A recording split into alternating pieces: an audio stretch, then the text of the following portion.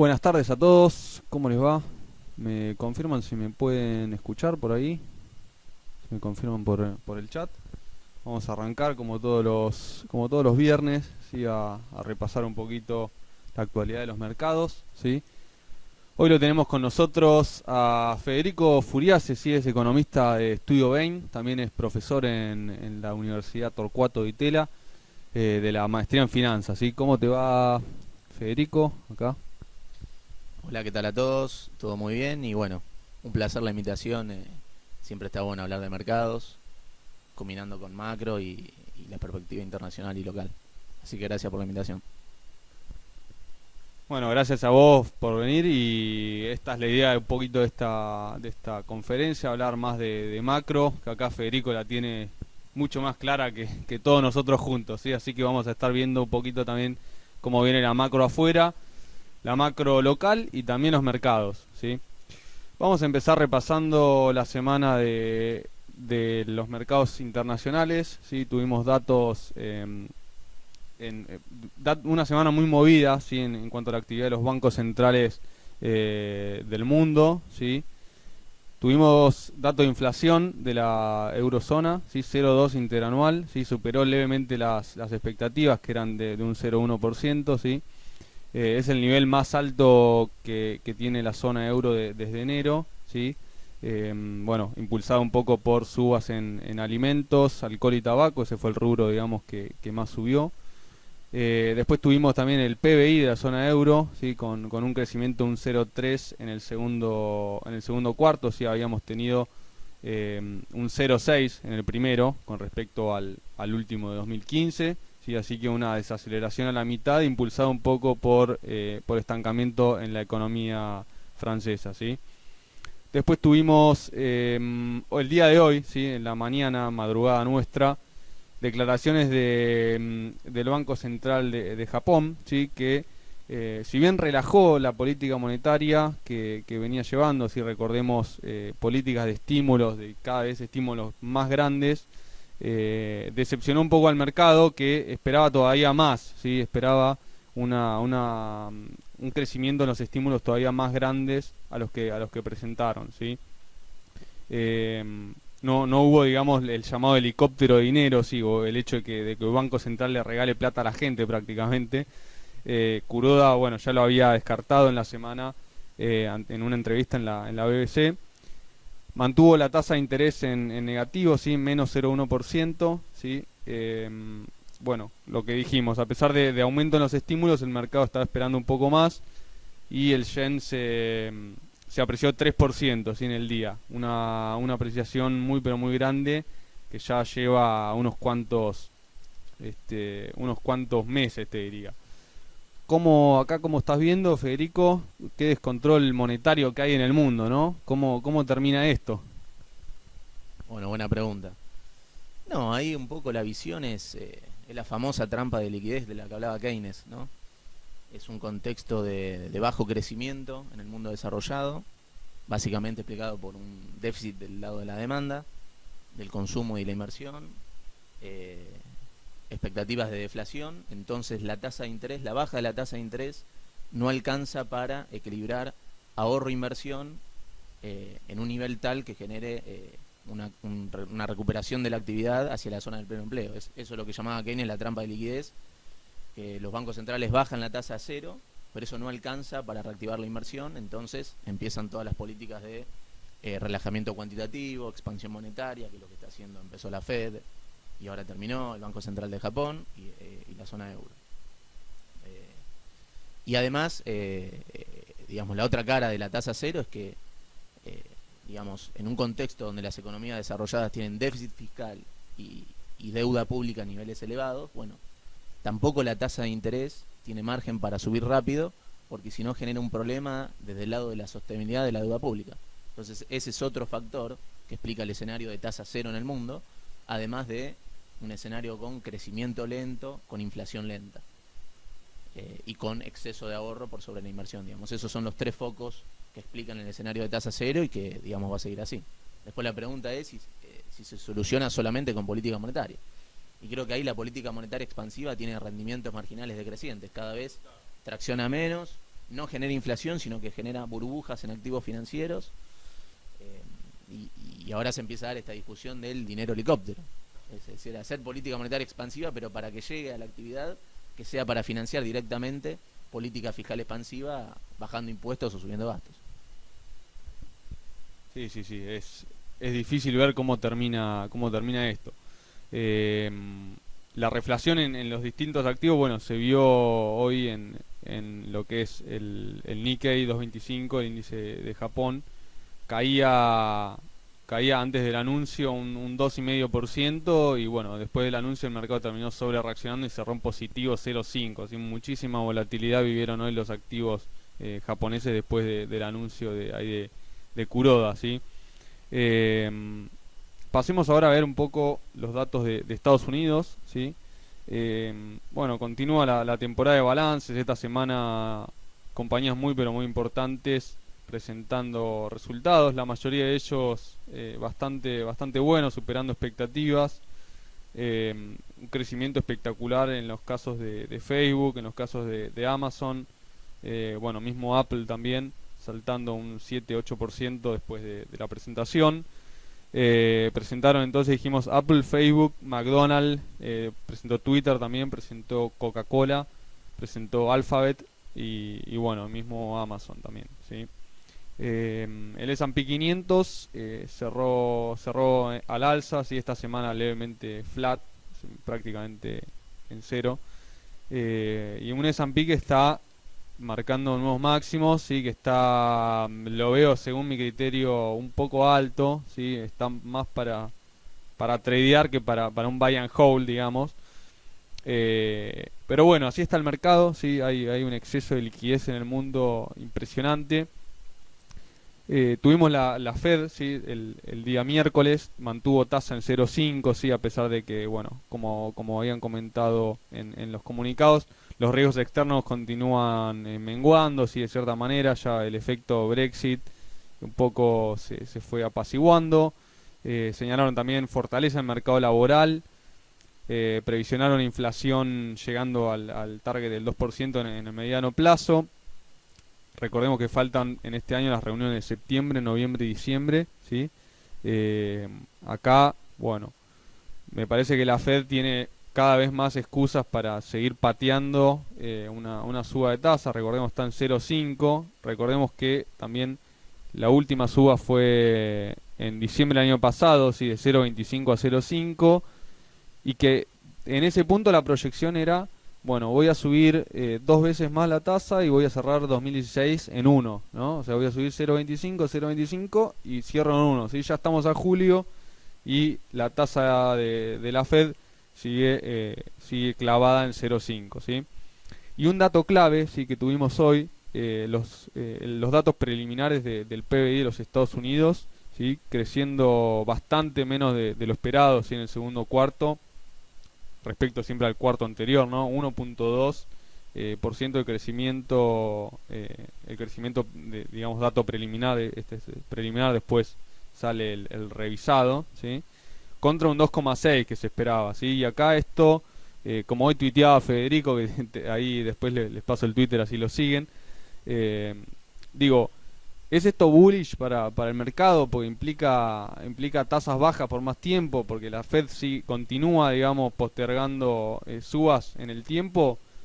Y ahí te pregunto, Federico, Estados Unidos, ¿cómo ves? Ahí el gráfico que estás mostrando, lo vas a pasar a explicar ahí para la audiencia. Muy interesante, a ver. Bueno, sí. Ahí la pregunta que teníamos es cuando salió el dato de crecimiento menor a lo esperado. Indudablemente eso puede ser una razón para postergar la suba de tasas de la Fed, que mantuvo la tasa en la última reunión, pero dejó la puerta abierta para una suba de 25 basis en la reunión de septiembre. Esto podría alejar esa posibilidad.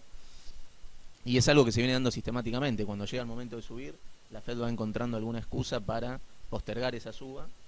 Y por los motivos que estábamos hablando, ¿no?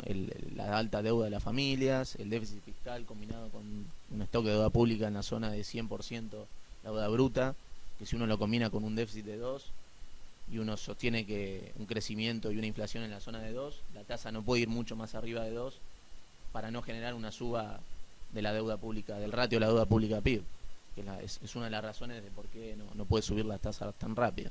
Y después porque el dólar se fortalece si la Fed sube la tasa rápido, y eso se vuelve un boomerang en contra de las exportaciones de la Fed.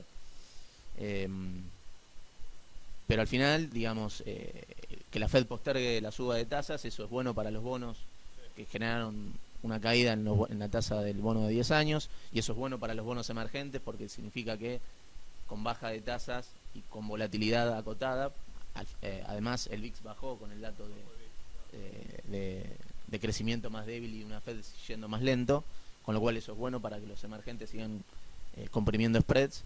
Y en el lado del equity de Estados Unidos nos preguntábamos, bueno, ¿qué iba a pesar más? Si el menor crecimiento, que eso es negativo para las acciones por el lado de los flujos, o si una mejor tasa de descuento porque la tasa de los bonos baja. Y bueno, arrancó en negativo y terminó en positivo el equity de Estados Unidos.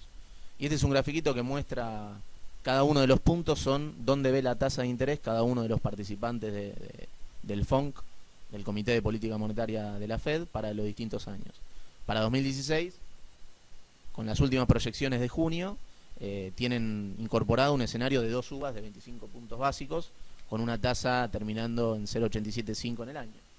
Esto requiere una suba en septiembre y otra en diciembre, pero eso se podría postergar, como viene pasando siempre. Fíjense en que en septiembre de 2015, para 2016 se prevía una tasa en la zona de 1,375.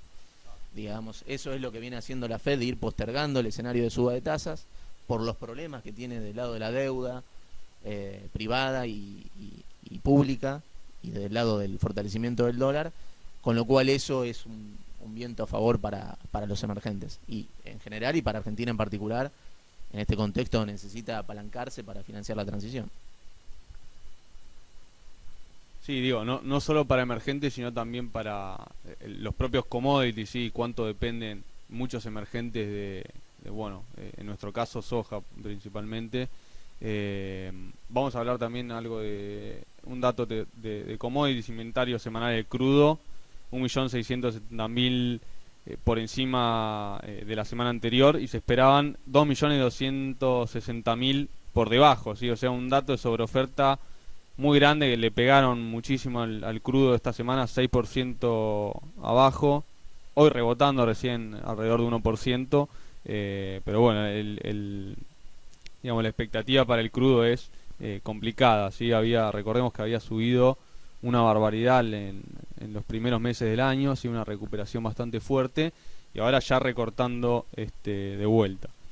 Sí, una cosita para agregar respecto de eso: cuando el escenario de tasas bajas, ahí hay que identificar si es un escenario de tasas bajas con baja volatilidad y dólar debilitándose, como es el escenario actual, donde la Fed puede postergar la suba de tasas, el VIX está en la zona de 12-13, que es un nivel bajo de volatilidad. Con dólar débil, eso es suba de los precios de los commodities, y ahí hay espacio para tradear emergente y hacer carry en emergentes, en monedas de emergentes que devengan más tasas, porque eso es ingreso de capitales a emergentes y te acota el riesgo cambiario inherente al carry trade. Ahora, cuando es tasas bajas por aversión al riesgo, ahí es tasas bajas pero con niveles altos de volatilidad y con salida de capitales de los emergentes, y ahí es con fortalecimiento del dólar. Ahí las estrategias de carry trade en emergentes tienen problemas. Pero hasta ahora, en línea con esto que hablamos de la Fed, que cada vez que quiere subir encuentra una excusa para postergarlo, en los eventos de aversión al riesgo que se fueron generando, con el Brexit o con China el año pasado, y eso generó caída del S&P, aumento del VIX y corrida hacia los bonos de Estados Unidos, terminaron siendo una oportunidad para shortear el VIX, es decir, para shortear la volatilidad y para entrar al equity de Estados Unidos. Porque sigue estando ese put gratis, como dice Germán Fermo, exactamente, que ahora es el Yellen Put, antes era el Bernanke Put, que es la expectativa de que los bancos centrales van a seguir interviniendo para acotar los riesgos, y cuando aparecen los cines negros son oportunidades de compra. Coincido con vos en que hoy estás con una tasa a niveles muy bajos y con un S&P que está en niveles máximos, con lo cual es complicado entrar en esos niveles, y por eso veo mejor tradear por rangos el S&P, usando opciones, digamos, para tratar de capitalizar cuando puede subir de 1850 a 2000 a 2200 y ganar cuando puede bajar de 2200 a la zona de 1900. Ese me parece el trade para tener en mente en el mercado americano, ¿sí? No estaría tan a largo plazo, digamos, en estos niveles. Un día te levantaste quizás con que se pinchó la burbuja y no quisieras estar adentro ahí. Pasemos a hablar un poco del mercado local ahora, ¿sí? Acá Federico veo que es un especialista en renta fija, ¿sí? En la dicotomía tasas y dólar, en lo que es dónde ir, si a ir a Badlar, si ir a Levac, si ir a SER, mucho conocimiento de macro, así que nos va a estar también contando cuál es el trade en renta fija, ¿sí? Recordemos que tuvimos la licitación de Levax el día martes, ¿sí? Acá tenemos el comunicado por acá. Mantuvo por segunda o por tercera jornada, por tercer semana consecutiva en 30-25, ¿sí? La tasa de 35 días, las letras del Banco Central, vencían alrededor de 77.000 millones de pesos, que fueron renovados prácticamente en su totalidad, digamos con un efecto monetario bastante flat, si se quiere, en este caso. Estamos viendo bajar fuerte también la Badlar, ¿sí? Está volviendo un poco el spread ahí. El dólar, el tipo de cambio se mantiene bastante estable, ¿sí? El mayorista sin demasiadas variaciones. Y un poco acá entra a jugar lo que es el blanqueos y expectativas y el exceso de dólares, ¿sí? Lo que comentábamos charlando hace un rato acá con Federico. Si bien continúa, digamos, lo que es el populismo fiscal, si se quiere, la imposibilidad de bajar el gasto, ya no es como era con el gobierno anterior, con una financiación vía emisión, sino que ahora es todo vía deuda, ¿sí? Por lo cual estamos ya en un contexto totalmente distinto y hay que tener eso en cuenta también a la hora de ir armando una cartera. Si querés arrancar, Federico, ¿cómo ves los bonos? Disculpa que te saqué acá la placa. Bueno, como eso ahí sabés más que nosotros. Sí, continuando con lo que vos decías del Banco Central, ahí el eje principal es que estamos en un cambio de régimen. Estamos pasando de lo que era un régimen con dominancia fiscal en la administración anterior, donde el Banco Central financiaba los pesos y los dólares que necesitaba el Tesoro, y eso terminó generando una situación de iliquidez por las bajas reservas del Banco Central, pero al mismo tiempo de bajos niveles de deuda en el mercado, porque se financiaba con reservas del Banco Central los pagos de vencimiento de deuda, no en el mercado. Y ahora estamos transitando hacia un régimen de dominancia monetaria, es decir, donde el Banco Central fija la tasa para bajar la inflación y el déficit se empieza a ir financiando más con deuda que con financiamiento monetario del Banco Central. Esa es, digamos, el view principal para tener en cuenta cómo invertir y cómo alocar los pesos entre tasa de interés, bonos con SER o tipo de cambio. La manera en que fija el Banco Central la tasa de interés es lo que se conoce como la paridad de Fisher, es decir, la tasa de interés tiene que compensar las expectativas de inflación del periodo más una tasa de interés real positiva contra la inflación, porque estás en una transición hacia meta de inflación. Entonces el Banco Central trata de coordinar expectativas en función de la meta futura y no del pasado, para romper esa inercia con la que vinimos, y para eso tiene que fijar la tasa de interés en función de la expectativa de inflación más algo más, que es esa tasa real positiva, que para el mercado tiene una expectativa de que eso está en la zona de 4 o 5%. Este es un grafiquito que muestra la curva de tasas Levac. Los círculos celestes es la tasa nominal anual en cada uno de los tramos, y las barras rojas muestra la tasa real efectiva anualizada para cada uno de los tramos, comparando la tasa nominal anual con la expectativa de inflación según el REM a partir de agosto.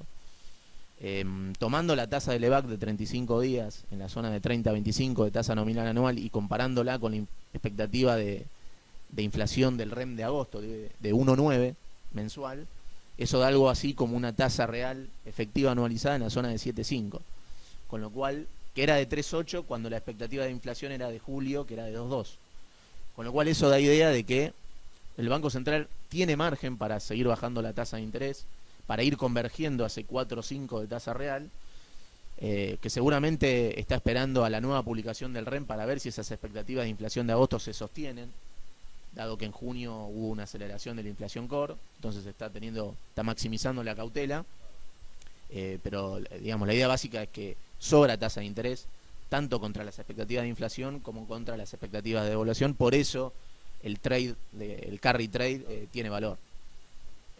Básicamente hay 3 factores que explican por qué tiene valor la inversión en carry trade. Uno es que el Banco Central está comprometido a sostener una tasa real positiva en la zona de 4 o 5 contra las expectativas de inflación, con lo cual si el inversor tiene alineada una expectativa de inflación consistente con la del Banco Central, la LEVAC le va a dar eso más 4 o 5, y eso está por encima de lo que da el SER, que da la inflación efectiva más 2,5 de tasa real, como fue la colocación del BONSER. El otro punto que es a favor del carry trade es que el Banco Central va a ir gradualmente bajando las tasas, con cautela. Esa cautela que tiene el Banco Central en bajar las tasas, si bien la dirección es bajista, al hacerlo con cautela acota el riesgo de reinversión que tiene la LEVAC. Y el tercer punto es que están las expectativas de devaluación anclada en la zona de 16.4, 16.5, el futuro de diciembre en ROFEX, con un spot en 15,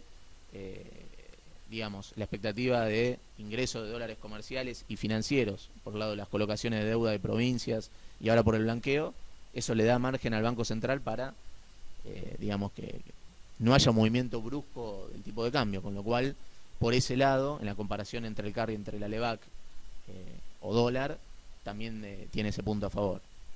Ahí haciendo los números, esta es la curva de ROFEX, que en diciembre está a 16.4, cuando uno compara qué rendimiento me tiene que dar la LEVAC de 35 días para equilibrar lo que me daría si entro a una LETE en dólares, que me dan entre 3,6%, más la expectativa de devaluación consistente con este futuro a diciembre de 16.4, reinvirtiendo la LEVAC a 25 o 26% de tasa nominal anual de 35 días hasta diciembre, estaría equilibrado, estaría en el break-even, con lo cual la LEVAC hoy en 30-25 sigue teniendo margen por ese lado. Y hoy estás en una tasa anualizada, a diciembre estás en la zona con una tasa implícita anualizada de 24 para el futuro de diciembre. Claramente, al estar en un contexto de flotación cambiaria, no estás exento de que puedas tener un movimiento, un salto discreto del tipo de cambio, y ahí es cuando el carry trade con LEVAC no hay tasa que compense cuando tenés un salto discreto del dólar. Pero la visión es que la tasa de interés, si se sostiene la expectativa de inflación hacia fin de año en torno a la meta del Banco Central, que es 1,5 mensual en el último trimestre, el Banco Central podría recorrer con escalas intermedias, es decir, con cautela, de a pasos, una tasa de interés convergiendo hacia el final del año en la zona de 25, consistente con esa meta de inflación de 1,5 que da 20 anualizado, y sostener una tasa real en la zona de 4 o 5. El tema es que con este Banco Central ese viaje hacia esa zona va a ir con cautela. Pero creo que con esta curva de la tasa real, que hoy estaba en 7,5, a fines de agosto podemos ver una tasa de LEVAC yendo a la zona de 28, 29, para ir acercando esa tasa real a la zona de 4, a la zona de 5% anualizado. El BONSER te ajusta por la inflación efectiva más 2,5 de tasa real. Por eso, si en la elección de tasa o SER, ahí depende de las expectativas del inversor. Si el inversor confía en que el Banco Central va a sostener una tasa real de 4 o 5 y que la inflación se va a desacelerar en línea con las expectativas que tiene el Banco Central para formar la tasa, la tasa tiene más atractivo que el SER. Ahora, si el inversor no confía en que el Banco Central va a poder sostener esa tasa de 4 o 5 porque es costoso, en términos del nivel de actividad y en términos del financiamiento del Tesoro, que cuando sale a pedir pesos, le piden la tasa de LEVAC, entonces tiene que recurrir a otros mecanismos para financiarse, y piensa el inversor que no va a poder sostener esa tasa real y que la inflación va a desacelerarse más lento, ahí el SER tiene más atractivo.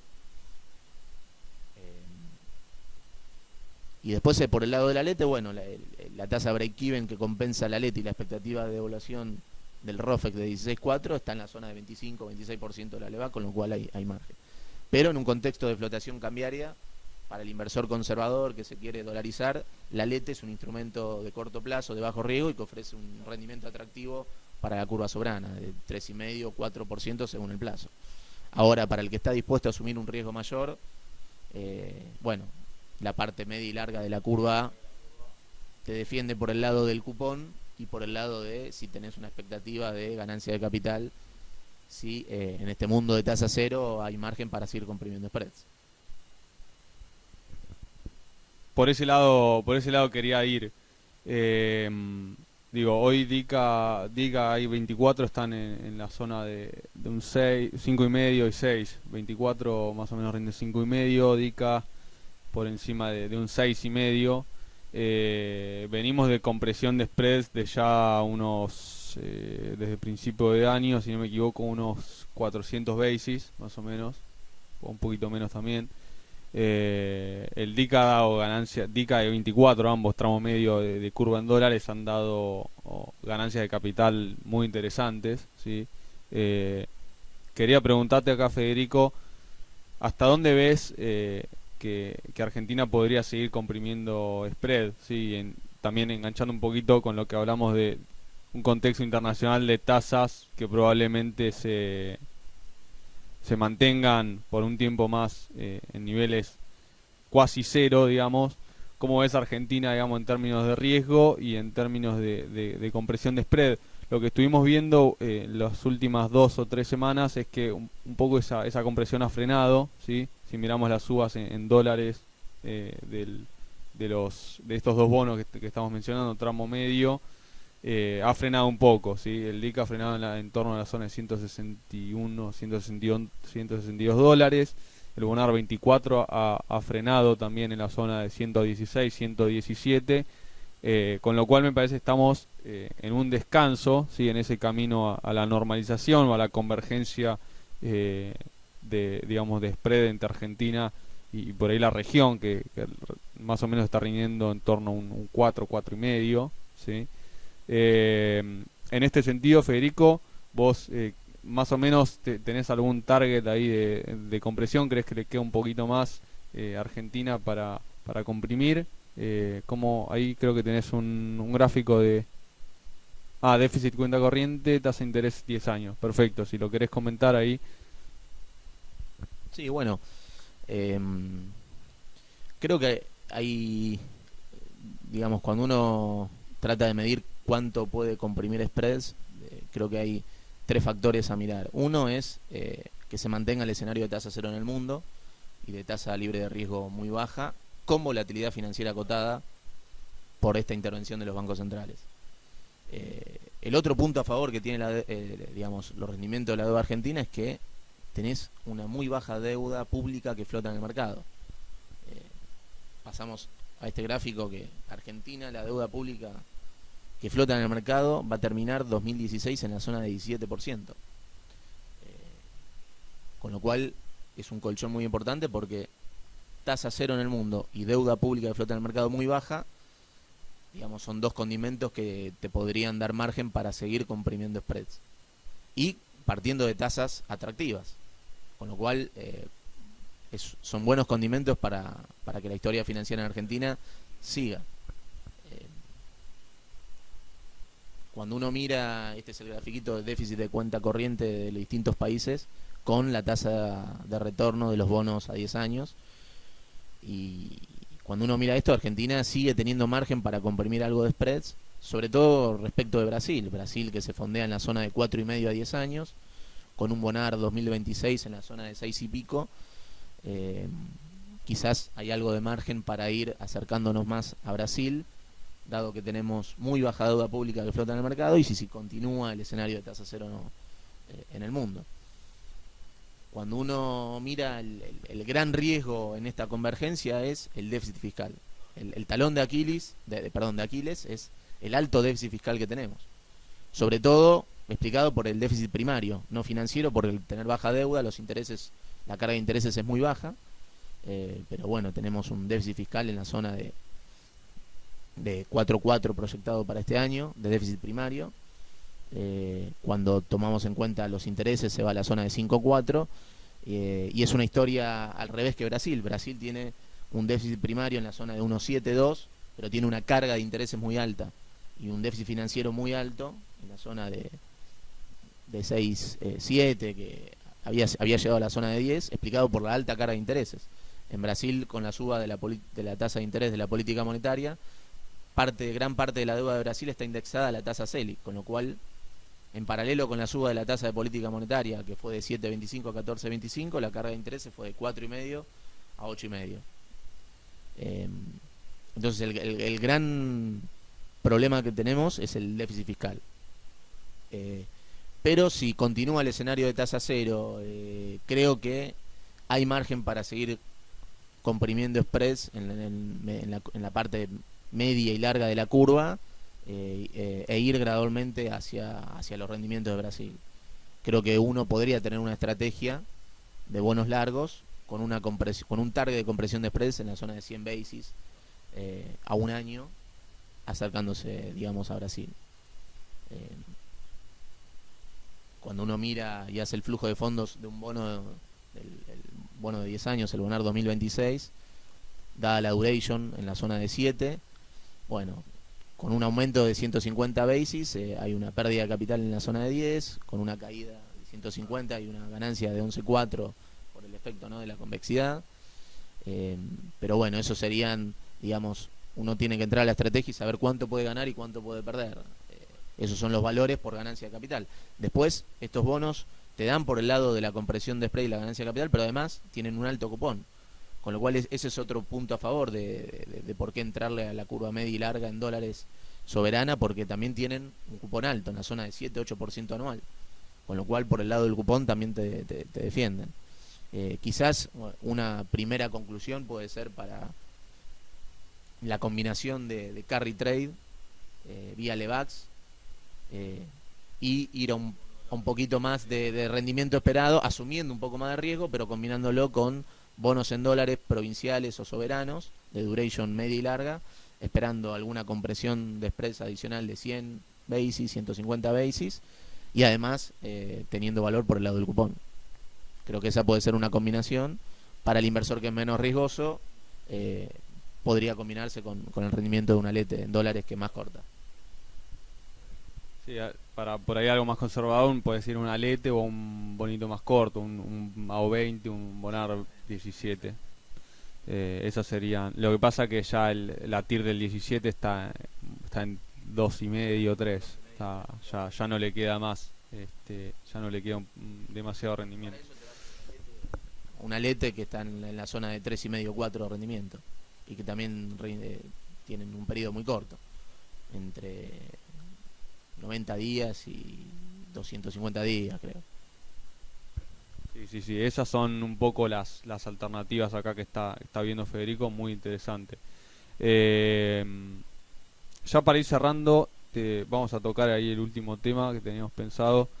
Tema blanqueo de capitales, ¿sí? Ya empezó el decreto reglamentario, ¿sí? Ya hay mayores certezas sobre cómo sería llevado a cabo desde el operativo, ¿no? el blanqueo. Tenemos algunas alternativas, ¿sí? En función a los montos y en función al tiempo que querramos estar invertidos.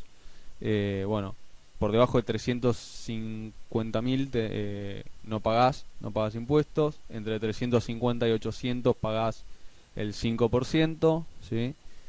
Más de 800 pagás el 10%, ¿sí? Y en el caso que sea inmuebles pagás el 15%, ¿puede ser? Creo que había un caso. Pagás el 10%. Hay algunas alternativas, ¿sí? Para evitar el impuesto, que implican básicamente suscripción a títulos, ¿sí? Por un determinado plazo. Y bueno, lo que implica un costo de oportunidad bastante alto, ¿sí? Sobre todo si comparamos los retornos de los bonos locales. Por lo cual acá, Federico, primero preguntarte un poco qué expectativa tenés sobre el blanqueo, si crees que puede ser exitoso, si puede más o menos cumplir con las expectativas oficiales más o menos. Y por otro lado, si tenés alguna preferencia digamos, dentro de las alternativas que hay para ingresar, ¿cuál ves por ahí más conveniente, ¿no? Bueno, creo que el blanqueo puede tener un resultado más exitoso de lo que está, de las expectativas que está teniendo el gobierno ahora. Ahora, sobre qué instrumento, creo que depende del inversor y de dónde tenía alocado el dinero antes de hacer el blanqueo. Creo que para lo que tenían la plata en cash y no la tenían invertida a tasa cero y no quieren pagar ese fee, digamos, del 10% de la exteriorización, quizás la entrada al bono de 3 años que tiene cupón cero o la del bono a 7 años que tiene un cupón de 1 puede ser una alternativa para el que tenía la plata alocada a tasa cero, digamos. El bono a 3 años a cupón cero te termina dando una quita a valor presente en la zona de 10. Lo que tiene el bono a 7 años es que te podés apalancar 3 veces. Con lo cual, si uno supone que los otros 2/3 lo invertís a la misma tasa con la que estás descontando ese flujo, la quita, que puede ser en la zona de 28-30, se reduce a la zona de 10% a valor presente. El tema es que ahí estás con un bono más largo que tiene un riesgo de tasa mayor que el bono a 3 años. Pero para el que tenía la plata, digamos, alocada a tasa de interés, iba caminando al 6, 7, 8% en dólares, bueno, quizás la mejor opción es pagar el fee, el 10% del fee, y colocarse de vuelta en bonos que tengan cupón de 7, 8, e ir recuperando la plata, digamos, la inversión en 1 año y medio o 2, y si hay ganancia de capital, incluso se puede recuperar antes, porque si la reinvertís en un bono con cupón de 7, 8 y que es un bono medio largo, y hay ganancia de capital, bueno, podés recuperar inclusive la inversión antes. Si hay aumento de tasas, bueno, te pega al revés. Pero digamos, creo que depende mucho de cuáles son el horizonte de inversión de los inversores y de dónde tenía alocada el dinero antes. Pero sí, lo que estamos viendo es que, digamos, ahora la inflación va a desacelerar digamos, en los meses que queda, básicamente por el dólar tranquilo, el fin de la corrección tarifaria y con la recesión sacando margen de remarcación a las empresas que están descomprimiendo stocks y que encima el grifo de las IMPO se está abriendo, con lo cual ahí vemos que hay una desaceleración de la inflación en línea con las expectativas del Banco Central. La recuperación quizás se va a posponer un tiempo más, pero el año que viene sí, digamos, el blanqueo podría ayudar a esta recuperación porque son más dólares que se consiguen y permitiría seguir financiando algo de obra pública y que arranque la obra pública. Y creo que para el año que viene, digamos, si se mantiene este escenario de tasa cero que estamos hablando en el mundo, y es un año electoral, creo que el gobierno va a tener el margen para financiar un proceso de crecimiento y financiar un proceso de atraso cambiario. Es decir, que el tipo de cambio se mueva menos que los salarios, entonces la inflación se va a mover entre el tipo de cambio y los salarios, entonces los salarios se van a mover por arriba de la inflación y eso va a ser una recuperación del consumo más una recuperación de la inversión.